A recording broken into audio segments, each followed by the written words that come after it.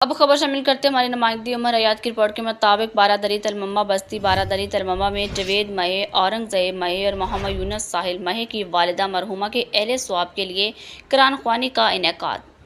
مصر کے کرام شیخ محمد علی الشور بجی اور احمد صلاح عبداللہ نے تلاوت کلام پاک کی سعادت حاصل کی۔ رسم کلام میں علامہ ناصر علی مدنی، لاہور پیر دلدار حسین گیلانی اور معروف ٹک ٹاکر کاشف ضمیر MPA حلقہ PP 207، مہر عمر حیات ہراج، مہر AD ہراج اور مہر مختار حسین ددوانہ، مہر حسن رضا حسن پال، چودھری محمد وسیم شہزاد ارئیاں، مہر محمد شریف سنگھ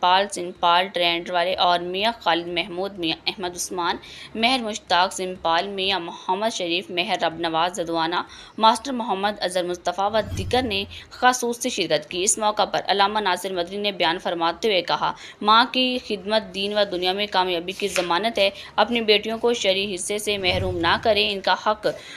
غصب کرنے والا اپنی ہی اولاد کا مال لوٹنے والا ہے۔ آخر میں مرحومہ کی بلند درجات کے لیے خصوص سے دعا کروائی گئی۔